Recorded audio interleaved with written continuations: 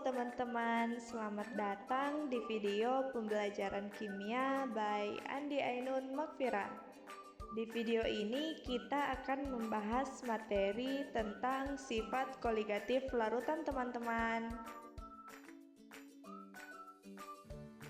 Nah, ayo kita sama-sama belajar dan mencari tahu tentang materi kali ini ya teman-teman. Dan jangan lupa semangat! Sebelum masuk ke materi, bagaimana nih suasana hati teman-teman semua? Silahkan pilih emoji yang sesuai dengan suasana hati teman-teman saat ini ya. Nah, oke, pada materi sifat koligatif larutan, kita akan belajar mengenai konsentrasi larutan, klasifikasi sifat koligatif larutan, contoh soal, aplikasi sifat koligatif larutan dalam kehidupan sehari-hari, dan kesimpulan dari materi yang kita pelajari. Pembahasan kita yang pertama yaitu konsentrasi larutan. Apakah teman-teman sudah tahu definisi konsentrasi larutan? Atau apa yang teman-teman bayangkan saat mendengar kata tersebut? Konsentrasi larutan adalah jumlah zat yang terlarut dalam setiap satuan larutan atau pelarut. Secara sederhana, konsentrasi larutan dapat memberikan gambaran atau sebuah informasi tentang perbandingan jumlah zat terlarut dan jumlah pelarutnya. Kita masuk ke konsentrasi larutan yang pertama yaitu molaritas. Molaritas adalah satuan yang menyatakan jumlah mol suatu zat dalam satuan literan larutan dengan rumus M sama dengan N per P atau M sama dengan massa per mR dikali 1000 per P. Dengan keterangan M adalah molaritas zat, N itu molar suatu zat, V itu volume larutan, W itu massa zat terlarut, dan mR itu massa molekul zat terlarut. Yang kedua yaitu molalitas atau mol. Molalitas adalah satuan yang menyatakan jumlah mol suatu zat dalam satuan kilogram. Adapun rumusnya yaitu M sama dengan N dikali 1000 per P atau M sama dengan W per mR dikali 1000 per P, di mana M itu molalitas, P itu massa pelarut, W itu massa zat terlarut, dan mR adalah massa molekul relatif zat terlarut. Dan yang terakhir yaitu fraksi mol X. Fraksi mol adalah perbandingan dari jumlah mol suatu zat terlarut atau zat pelarut dengan jumlah mol total yang terdapat dalam sebuah larutan. Adapun rumus fraksi mol yaitu Xt sama dengan Nt per Nt ditambah Np dan Xp ditambah Xp yang nilainya adalah 1, di mana keterangannya yaitu Xt sama dengan fraksi mol zat terlarut, Xp sama dengan fraksi mol zat pelarut, Nt sama dengan mol zat terlarut, dan Np adalah mol zat pelarut. Nah, setelah membahas konsentrasi larutan, apakah teman-teman tahu hubungan antara konsentrasi larutan dan sifat koligatif larutan? Sifat koligatif larutan adalah suatu sifat larutan yang hanya dipengaruhi oleh jumlah partikel zat terlarut. Jadi, semakin banyak zat terlarut, maka sifat koligatifnya akan semakin besar. Di sifat koligatif larutan ini ada yang namanya larutan elektrolit dan larutan non-elektrolit. Larutan elektrolit dan larutan non-elektrolit adalah sifat larutan yang berdasarkan daya hantar listriknya. Larutan elektrolit adalah larutan yang zatnya mampu menghantarkan arus listrik ketika dilarutkan dalam air, sedangkan larutan non-elektrolit adalah larutan yang zatnya tidak dapat menghantarkan arus listrik. Contoh larutan non-elektrolit adalah gula dalam air, larutan sukrosa, larutan urea, dan etanol. Sedangkan contoh larutan elektrolit yaitu garam dan cuka. Setelah teman-teman tahu, sekarang kita masuk ke pembahasan kedua, yaitu klasifikasi sifat koligatif larutan. Ayo teman-teman coba tebak, ada berapa sifat koligatif larutan yang akan kita bahas? Nah, sifat koligatif larutan yang akan pertama kita bahas yaitu penurunan tekanan uap atau delta P. Tekanan uap adalah ukuran tendensi molekul-molekul cair untuk melepas diri dari cairan di sekitarnya dan berubah menjadi uap. Umumnya, molekul cair yang berubah menjadi uap adalah molekul yang berada di permukaan. Selisih antara tekanan uap pelarut murni dengan tekanan uap pelarut dalam larutanlah yang disebut sebagai penurunan tekanan uap. Adapun rumus penurunan tekanan uap untuk non-elektrolit dibagi menjadi dua. Berikut rumus non-elektrolit penurunan tekanan uap yang menyatakan bahwa besarnya tekanan uap larutan sebanding dengan fraksi mol pelarut dan tekanan uap dari pelarut murninya. Berikut rumus penurunan tekanan uap untuk non-elektrolit yang menyatakan bahwa besarnya penurunan tekanan uap larutan merupakan selisih dari tekanan uap pelarut murni dengan tekanan uap larutan. Nah, sekarang rumus penurunan tekanan uap untuk larutan elektrolit. Rumus penurunan tekanan uap jenuh untuk elektrolit atau menggunakan faktor Van Hoff hanya berlaku untuk fraksi mol zat terlarut saja, sedangkan pelarut airnya tidak terionisasi. Oleh karena itu, rumus penurunan tekanan uap jenuh untuk zat elektrolit adalah sebagai berikut.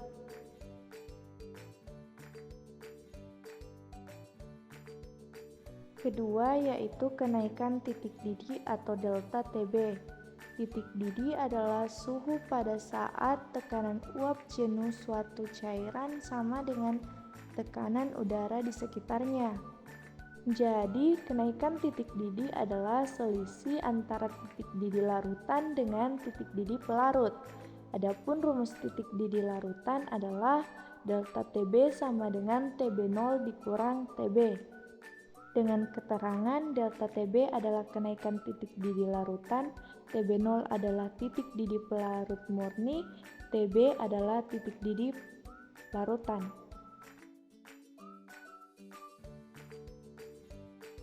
Nah, apakah titik didih air di dataran tinggi dengan titik air di dataran rendah itu sama? Di sini saya telah menampilkan ilustrasi di mana titik didih air di dataran tinggi itu di bawah 100 derajat Celcius. Sedangkan titik didih air di dataran rendah itu umumnya 100 derajat Celcius. Nah, jadi dapat disimpulkan bahwa semakin tinggi suatu tempat atau suatu dataran, maka tekanan atmosfernya semakin rendah, sehingga titik didih semakin cepat.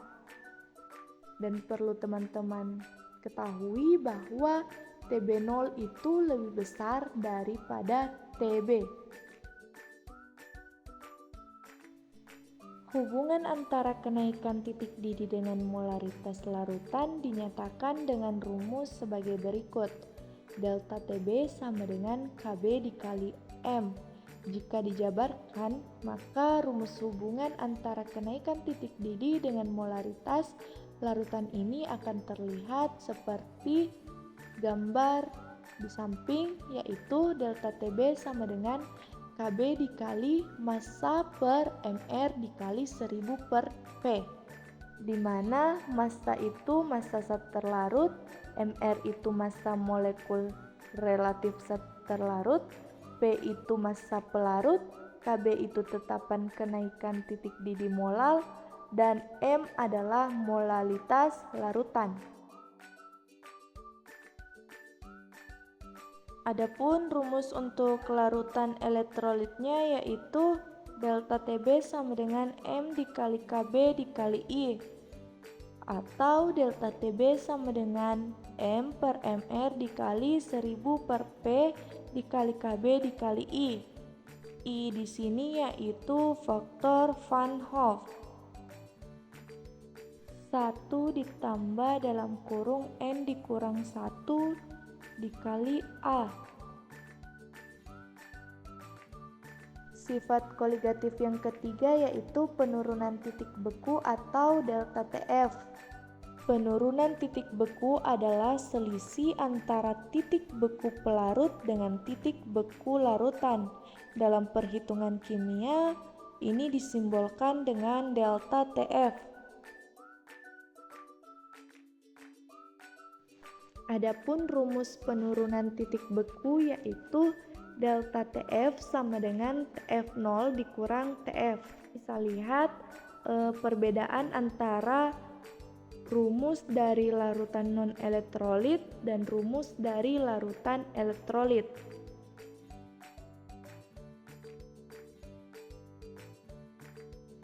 Nah, sifat koligatif yang terakhir yang akan kita bahas yaitu tekanan osmotik. Tekanan osmotik secara sederhana bisa diartikan sebagai tekanan minimum pada larutan untuk mencegah aliran molekul pelarut melalui membran semi-permeabel.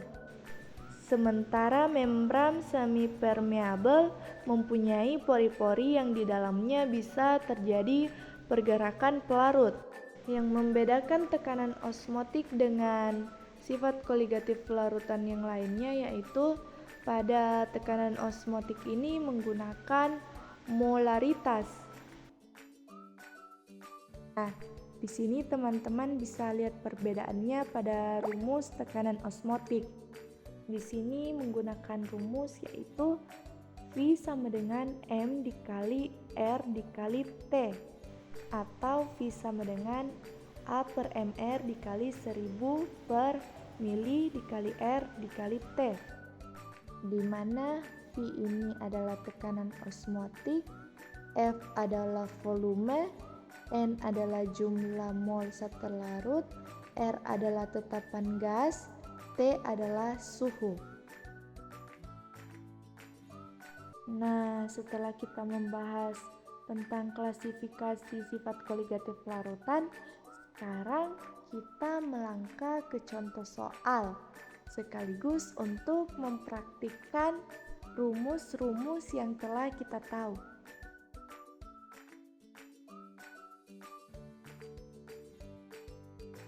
Contoh soal pertama ini saya mengambil soal dari kenaikan titik didih. Soalnya yaitu suatu zat non-elektrolit yang massanya 3,42 gram dilarutkan dalam 200 gram air. Larutan itu mendidih pada suhu 100,026 derajat Celcius. Tentukan massa molekul zat terlarut jika Kb air adalah 0,52 derajat Celcius. Nah, hal pertama yang kita lakukan yaitu kita pahami dulu soalnya. Yang kedua, kita lihat apa yang diketahui pada soal tersebut. Dan yang ketiga, dan yang paling penting, kita harus tahu apa sebenarnya yang soal itu minta. Nah, di sini diketahui W sama dengan 3,42 gram, P sama dengan 200 gram, delta Tb sama dengan 100,026 derajat Celcius, Kb sama dengan 0,52 derajat Celcius, dan yang ditanyakan yaitu Mr. Jadi di sini kita menggunakan rumus delta Tb sama dengan KB dikali massa per mR dikali 1000 per P. Tapi kan di sini delta TB-nya belum diketahui. Jadi yang pertama kita cari yaitu delta TB menggunakan rumus delta TB sama dengan TB0 dikurang TB. Jadi kita langsung masukkan nilainya saja dan perlu teman-teman ketahui bahwa TB itu nilainya 100 derajat Celcius. Setelah kita mengetahui nilai dari delta TB, kita boleh menggunakan rumus delta TB sama dengan KB dikali massa per mR dikali 1000 per P. Kita tinggal masukkan nilai-nilai yang telah diketahui. Pada slide ini telah tertera dan hasil akhir yang didapatkan yaitu mR-nya 3,42 gram mol pangkat min 1. Jadi massa molekul relatif zat non-elektrolit tersebut adalah 3,42 gram mol pangkat min 1.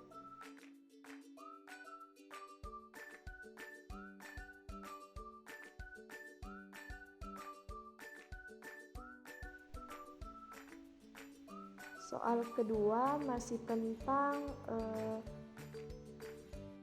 kenaikan pada titik didih. Di sebuah pegunungan, air mendidih pada suhu sekitar 96 derajat Celcius. Jika 3,42 gram sukrosa dilarutkan dalam 100 ml air yang mendidih, berapakah titik didih larutan sukrosa tersebut? KB air sama dengan 0,52 derajat Celcius. Pembahasannya diketahui TB0 sama dengan 96 derajat Celcius. Gram sukrosa adalah 3,42 gram. mR sukrosa adalah 3,42 dan volume airnya yaitu 100 ml. Di sini kita ubah menjadi gram menjadi 100 gram. Nah, di slide ini tertampil bagaimana cara kita mencari mR sukrosa. Sekarang lanjut ke menentukan TB larutan sukrosa. Di sini pertama-tama kita menggunakan rumus dari delta TB sama dengan M dikali KB atau TB dikurang TB0 sama dengan gram per mR dikali 1000 per P dikali KB.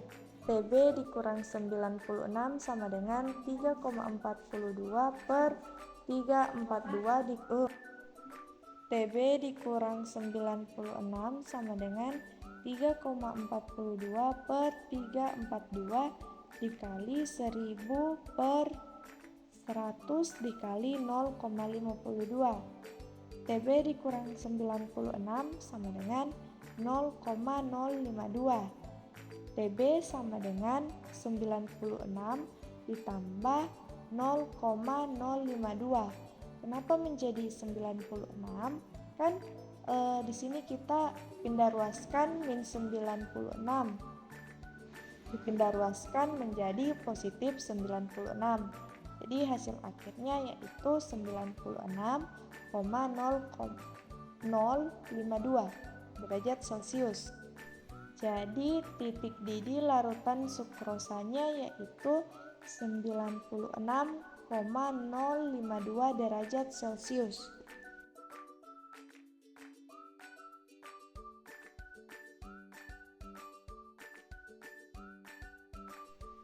Nah, pembahasan kita yang terakhir yaitu mengenai aplikasi sifat koligatif larutan dalam kehidupan sehari-hari.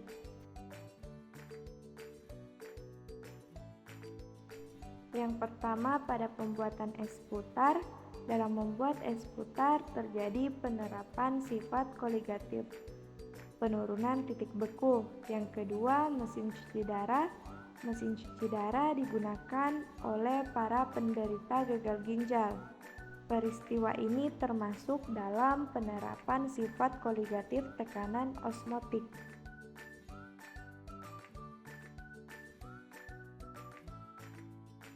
Yang ketiga, laut mati.